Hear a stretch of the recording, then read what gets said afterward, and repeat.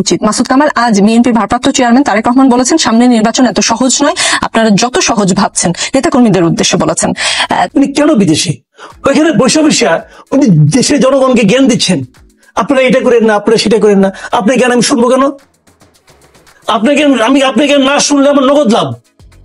ওইটার কথাই জানি। এইটাই কি আপনার আয়ের একমাত্র উপায় কিনা?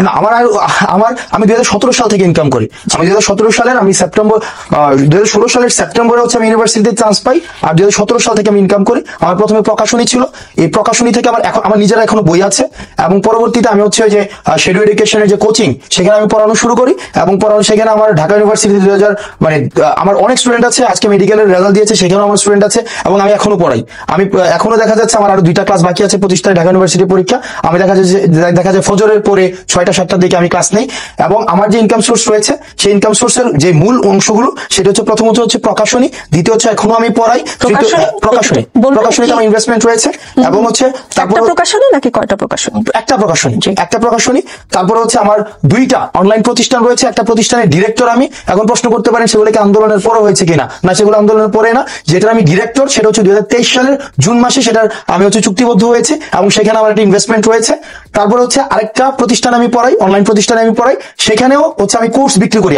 আমার কোর্স বিক্রি করি, এবং এই কোর্স থেকে রেকর্ডেড কোর্সও সেখানে বিক্রি হয়, এবং সেখানে লাইভ কোর্সও বিক্রি হয়। এগুলো হচ্ছে আমার ইনকাম সোর্স। এবং আমি রাজনৈতিক দল পরবর্তীতে যদি আমরা হই বা রাজনীতিতে যদি আমি যাই, বা খুব দ্রুততম সময়ে আমার যে ইনকাম রয়েছে, আমার বাবার যে ইনকাম রয়েছে, আমার স্ত্রীর যে সম্পদ রয়েছে, বা আমার মা এবং অত ফার্স্ট হ্যান্ড রিলেটিভ যাদের রয়েছে, আমি সেটাকে অবশ্যই প্রকাশ করবো। সেক্ষেত্রে একটা বিষয় রয়েছে, দেখেন আমি যখন ইনকাম, ওই যে শফিক ভাইয়ের যে ইনকাম সোর্স দিয়েছে, তো আমাদের ক্ষেত্রে যেটা হয়েছে, আমি স্টুডেন্ট অবস্থায়, আমি কিন্তু জাস্ট ইউনিভার্সিটি লাইফ শেষ করেছি। তো আমাদের ক্ষেত্রে দেখা গিয়েছে কি অনেক ট্রানজাকশন আমাদের হাতে নিতে হয়েছে। যেমন আমি কোচিং এ ক্লাস নিতাম, 15,000 টাকা দিত, এটা আমি হাতে নিয়েছি, এটা কিন্তু আমার কোনো হিসাব নাই। বা ট্যাক্সের যে বিষয়গুলো এখন আসছে, তখন কিন্তু এই বিষয়গুলো এখনো আসেনি, ওই সময় পর্যন্ত আসেনি। সুতরাং এই জায়গাগুলো স্পষ্ট করে, এবং যেটাকে একদম স্বচ্ছভাবে আমরা আমার ব্যক্তিগত আমার যেই ইনকাম সোর্স রয়েছে, সেটাকে অবশ্যই আমি প্রকাশ করব। কারণ একটা মানুষ মনে করছে যে আমরা হয়তো আন্দোলন পরবর্তী সময় আমাদের টাকা হয়ে গিয়েছে, এই হয়ে গিয়েছে, সেটা কম্পারেটিভ যে আলোচনাটা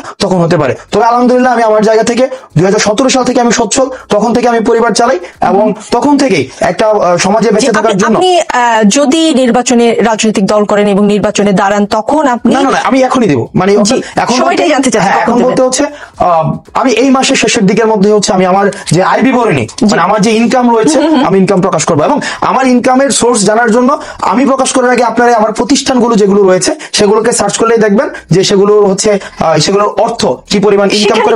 5 মাস আগে আপনার আয় কত ছিল, আপনার সম্পদ কত ছিল, আর 5 মাস পরে কত, সেটা তফাৎ জানতে পারবেন। সেটা আপনি এখনো যদি সার্চ করেন যে স্কুল অফ এক্সিলেন্সের কোর্স গুলাতে কি স্টুডেন্ট কতজন কিনেছে, সেখানে লেখা আছে কতজন কিনেছে এই কোর্সটা, এবং সেটার সাথে যদি আপনি কোর্সের দাম কত সেটা গুণ দেন, এবং সেটা 10% আমি পাই, এবং ডিরেক্টর অ্যালাউন্স বাবদ আমি প্রত্যেক মাসে 90,000 টাকা পাই। এখন থেকে না, এই যে স্কুল অফ এক্সিলেন্সের ডিরেক্টর অ্যালাউন্স বাবদ আমি একদম নর্মালি ইনকাম নিয়ে কথা, আমার তখন থেকে 90,000 টাকা হচ্ছে ডিরেক্টর অ্যালাউন্স প্রত্যেক মাসে 2023 সালের জুন থেকেই।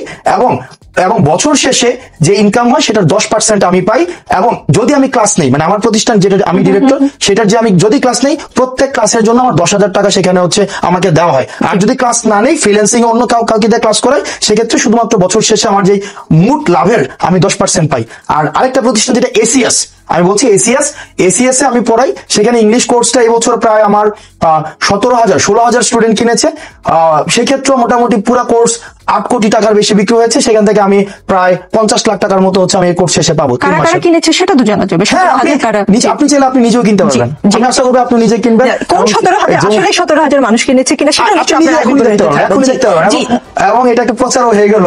উচিত। মাসুদ কামাল, আজ বিএনপির ভারপ্রাপ্ত চেয়ারম্যান তারেক রহমান বলেছেন সামনে নির্বাচন এত সহজ নয়, আপনারা যত সহজ ভাবছেন। নেতাকর্মীদের উদ্দেশ্যে বলেছেন। তারেক রহমান কি কর্মীদের সতর্ক করলেন? যদি সতর্ক করে থাকেন, সেটা তো ডেফিনেটলি একটা স্মার্ট মুভ বা smart way of doing politics, নাকি তিনি কোন ষড়যন্ত্রের গন্ধ পাচ্ছেন?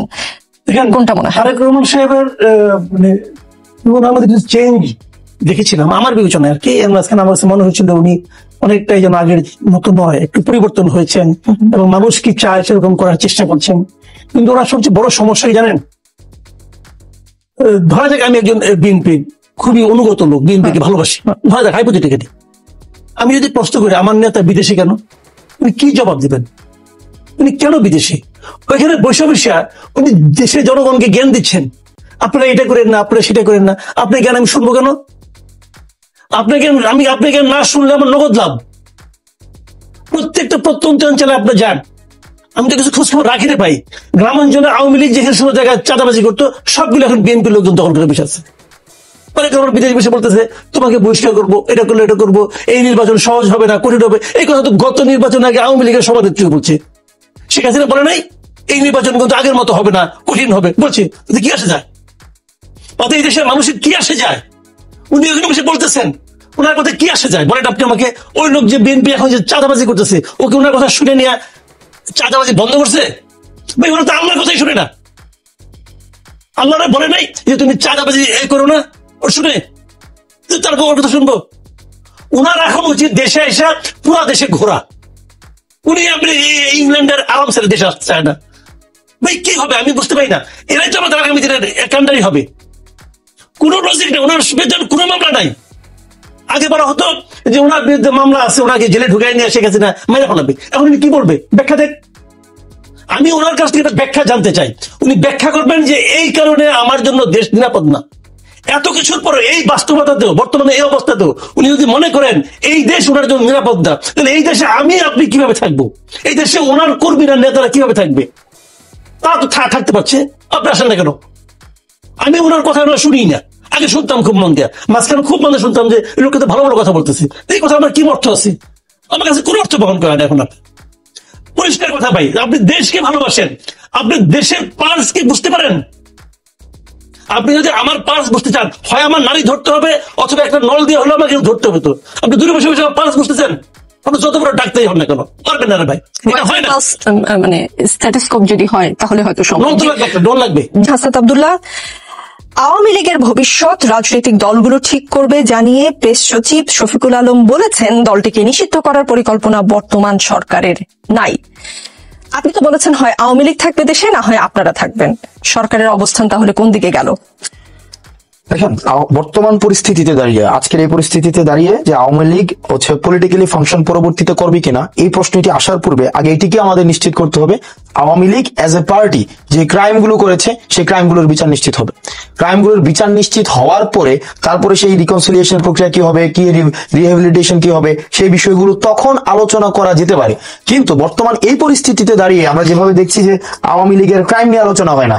মানে আওয়ামী লীগ যে ক্রাইম করেছে, মানুষকে কথা বলতে দেয় নাই, গণহারে হত্যা চালিয়েছে, আয়নাঘরের মতো এই যে ম্যাটাফোরিক এক ধরনের যে টর্চার সেল ক্রিয়েট করে মানুষকে হত্যা করেছে, এই বিষয়গুলো দেখবেন আপনার কোথাও আলোচনাই নেই। এবং আমরা খুবই দুঃখজনক, বাংলাদেশের যে ক্রিয়াশীল রাজনৈতিক যে দলগুলো রয়েছে, এই দলগুলোর নির্বাচনমুখী হয়েছে, বিষয়টিকে স্বাগত জানাই। কিন্তু একই সাথে সাথে তাদের উপরে যেই অত্যাচারের স্ট্রিম রোলার গত 15 বছর ধরে চলেছে, আমার মনে হয় না, আজকে চিন্তা করেন, আজকে যদি এই জায়গায় আওয়ামী লীগ আজকে অর্থাৎ এই পট পরিবর্তনে যদি আওয়ামী লীগ বিএনপির জায়গায় থাকতো, জামাতের জায়গায় থাকতো, বা অন্যান্য রাজনৈতিক দলগুলোর জায়গায় থাকতো, তাদের যে ভূমিকাটি হতো, আমরা দেখছি যে অন্যান্য রাজনৈতিক দলকে কোনো স্পেসই দিত না, বরং বিচারের দাবিতে তাদেরকে সবসময় আমরা সোচ্চার দেখতাম। কিন্তু দুঃখজনক বিষয় হচ্ছে আমরা দেখছি যে রাজনৈতিক দলগুলোর মধ্যেও এক ধরনের আওয়ামী লীগকে কিভাবে রিহ্যাবিলিটেট করা যায় এবং আওয়ামী লীগকে পুনর্বাসনের মধ্য দিয়ে কিভাবে নির্বাচনী ফায়দা আদায় করা যায়, এই ধরনের ব্যাকডোর ডিপ্লোমেসির মধ্যে তাদের মধ্যে কি মনে হয় আওয়ামী প্রীতি কেন? তাদের আওয়ামী প্রীতি হচ্ছে এখানে একটা নির্বাচন কেন্দ্রিক অবশ্যই এক ধরনের ফায়দা রয়েছে,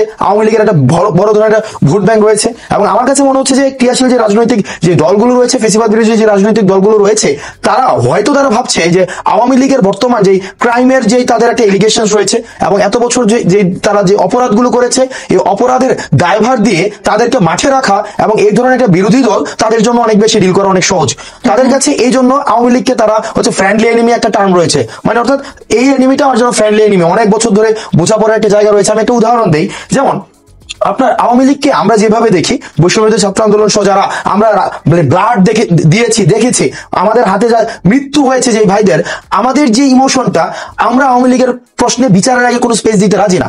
দেখেন গত 16 বছর ধরে আমরা পিকচারটা কি দেখেছি টিভিতে, আমরা পিকচারটা টিভিতে দেখেছি যে আওয়ামী লীগ বিএনপি কে, জামাতকে এবং অন্যান্য যে রাজনৈতিক দলগুলো ছিল ফেসিবাদ বিরোধী, তাদেরকে রাস্তায় কোনো স্পেসই দেয় নাই, তাদেরকে নির্যাতন করেছে, নিপীড়ন করেছে। দুঃখজনক বিষয় হচ্ছে আজকে আওয়ামী লীগের একজনকে কাউকে অ্যারেস্ট করতে যাক, আমার স্থানীয় পর্যায়ে যেটাই বলি, আমার স্থানীয় পর্যায়ে একজনকে আওয়ামী লীগের উঠাই নিয়ে আসছে এবং পুলিশ তাকে গ্রেফতার করেছে এবং তাকে ছাড়ানোর জন্য সেখানে বিএনপি থেকে গিয়েছে, সেখানে জামাত থেকে গিয়েছে।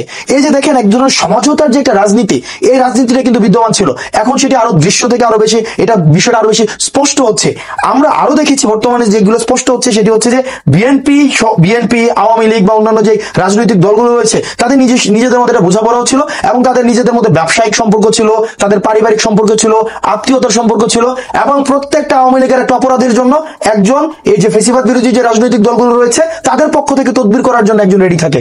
এটি আমাদেরকে, আমরা মনে করছি এটি হচ্ছে গণঅভ্যুত্থান পরবর্তী সময়ে একটি স্রেফ প্রতারণা। আজকে দেখেন 5ই আগস্ট যদি একটা সিম্পল একটা সিনারিও চিন্তা করেন, 5ই আগস্ট সরকার পতন হইল না, সরকার পতন যদি না হইতো, আপনি কাদের আজকে দেখেন, আজকে যারা বলছে যে এই অভ্যুত্থানটিকে, এই যে একটা অভ্যুত্থান চুরি করে নেওয়ার একটা প্রবণতা, দখল করার একটি প্রবণতা, মার্জিনালাইজ করার প্রবণতা বা এককেন্দ্রিক, যে আমারই এটা, আপনি দেখেন 5ই আগস্ট যদি হাসিনার পতন না হইতো, কয়জনকে তখন রাস্তায় পাওয়া যেত এবং কাদেরকে তখন ফাঁসি দেওয়া হইতো। আজকে আমরা এই পরিস্থিতিতে দাঁড়িয়ে আমরা খুবই দুঃখজনক, যেখান থেকে রাজনৈতিক দলগুলোর আওয়ামী লীগের প্রতি বিচারের জন্য তাদের দাবি জানানো উচিত ছিল, সেই জায়গা থেকে তারা সরে এসে নির্বাচনে কিভাবে তাদেরকে রিহ্যাবিলিটেট করে একটা ফ্রেন্ডলি এনিমি সিচুয়েশন ক্রিয়েট করে তাদের ভোটারের যেই বিষয়টি রয়েছে সেটি নিশ্চিত করা যায়, সেই জায়গাটিতে তারা বেশি মনোযোগ হচ্ছে। আরেকটি বিষয় হচ্ছে আওয়ামী লীগকে ফেসিলিটেট করলে অনেক বেশি লাভ আছে অন্যান্য রাজনৈতিক দলগুলো, যেমন তাদের মিডিয়া ছিল, তাদের ব্যবসা ছিল, তাদের প্রতিষ্ঠিত একটা কাঠামো ছিল, সেগুলোর খুব স্মুথ ট্রানজাকশন হয়েছে। আপনি দেখেন সিএনজি স্টেশন থেকে শুরু করে বিভিন্ন মাল্টিন্যাশনাল কোম্পানি থেকে শুরু করে মিডিয়া, সবগুলো একটা স্মুথ ট্রানজাকশন, একটা ট্রান্সফরমেশন হয়েছে। আগে দেখা যেত কি, ওই যেমন একটা কটন কোম্পানি আছে আপনার ইয়াতে নারায়ণগঞ্জে, আমার দুলাভাই এটাকে চালায়, আমার মানে খালাতো বোনের হাজবেন্ড এটাকে চালায়। তো উনি বলতেছে এখানে ঝুট একজন আগে সাপ্লাই দিত, আগে একটা পক্ষ সাপ্লাই দিত, এখন ওই পর থেকে আরেকটা পক্ষ ঝুট সাপ্লাই দেয়। তখন উনি বলতেছে যে শালা যে একদম মানে স্মুথ ট্রানজাকশন, কোনো আওয়াজ হয় নাই, আওয়াজ ছাড়াই কাজ হয়ে গেছে। আপনি দেখবেন প্রত্যেকটা জায়গায় এই আওয়াজ ছাড়াই কাজ, ট্রানজাকশন গুলো হয়ে গিয়েছে। সুতরাং আমরা অন্যান্য যে দেখা গিয়েছে কি তাদের বিজনেস এই তাদের থেকে বিজনেস নেওয়া যাবে, মিডিয়া নেওয়া যাবে, তাদের যে কাঠামো, প্রতিষ্ঠিত যে কাঠামো রয়েছে, কাঠামো সুবিধা পাওয়া যাবে এবং তাদের যে জনবল রয়েছে, জনবলের সুবিধা পাওয়া যাবে। মামলা থেকে, আমরা মামলা বাণিজ্য দেখি নাই, মামলা কি হয়েছে যে তোমাকে আমি মামলা থেকে বাদ দিয়ে দিলাম, তোমার এই যে একদম পুরো সার্কেল সহ তুমি আমার পিছনে চলে আসবা, এগুলো তো সত্য, একদম দিনারা মানে একদম সত্য। কিন্তু দুঃখজনক বিষয় হচ্ছে মাসুদ কামাল ভাইদের মতো যারা রয়েছে, যারা বিগত ফেসিবাদের সময়, ফেসিবাদের সময়ে এই যে আওয়ামী লীগ তাদেরকে বলেছে তারা বিপক্ষে কথা বলছে এবং তাদেরকে শত্রু বানিয়েছে এবং তাদের উপরে বিভিন্ন সময় হচ্ছে বিভিন্ন সেন্সরশিপে এসেছে। আমরা তাদের জায়গা থেকে আমরা দেখেছি তারা এই বিষয়টা তেমন একটা, তাদের জায়গা থেকে তারা খুব বেশি ভোকাল না। আমরা প্রত্যাশা করি তাদের জায়গা থেকে, আমরা যাদেরকে দেখেছি গত 15-16 বছর স্রোতের বিপরীতে গিয়ে এই আওয়ামী লীগের বিরুদ্ধে, ফেসিবাদের বিরুদ্ধে কথা বলেছে, আমরা চাই তাদের বিচারের নিশ্চিতের জন্য, তাদের রিহেবিলিটেড কি হবে সেটা পরের বিষয়, আগে কিভাবে বিচার নিশ্চিত হবে এবং আওয়ামী পরবর্তীতে এখন যে অপশাসনগুলো শুরু হয়েছে তাদেরকে সমাজে যেভাবে নরমালাইজ করা হচ্ছে, সিম্পেথাইজ ক্যাম্পেইন যেটা চালু হয়েছে সেটির বিষয়ে তারা সরব অবস্থান নেবে। জি, মাসুদ কামাল সাহেবরা কি নিয়ে কথা বলবেন সেটা একান্তই তাদের ব্যক্তিগত বিষয়, তারা কি নিয়ে কথা বলবেন সেটা নিশ্চয়ই মিসইন্টারপ্রেট হইতে পারে, যেমন কলম ভেঙে দেওয়াটা মিসইন্টারপ্রেট হয়েছে, যেমন আপনি ভাবতে পারছেন আমি চাপাই দিছি না, সেটা আমাদের প্রত্যাশা। যেমন আমি কি বিষয়ে কথা বলবো এটা আমার নিজস্ব বিষয়, অবশ্যই নিজস্ব বিষয়, কিন্তু আমি কি বিষয়ে কথা বলবো সেটা আপনার একটা প্রত্যাশা থাকে, মানুষের একটা প্রত্যাশা থাকে। আমি প্রত্যাশার জায়গাটা বলেছি। প্রেস সচিবের কথা যখন আসলো, প্রধান উপদেষ্টা প্রেস সচিব শফিকুল আলম সামাজিক যোগাযোগ মাধ্যমে তার সম্পদের হিসেব দিয়েছেন। খুবই সাহসী কাজ, এটা নিয়ে প্রশংসা সমালোচনা দুটোই চলছে। আপনারা সম্পদের হিসাব দিবেন না? কারণ আপনাদের নিয়েও কিন্তু লোকের সন্দেহ। আরেকটার সাথে একটু প্রশ্ন যে আপনি তো অনলাইনে আপনার ইংলিশ যে ক্লাস সেটা দেখছিলাম আমি আজকে, সেখান থেকে একটা শব্দ শিখেছি, এমবি ডেক্সটেরাস, মানে মেধাবী। জি, আপনি মেধাবী, কিন্তু স্কুল অফ এক্সিলেন্স সেটা কেমন চলছে? প্রতিষ্ঠান রয়েছে। জি, আচ্ছা।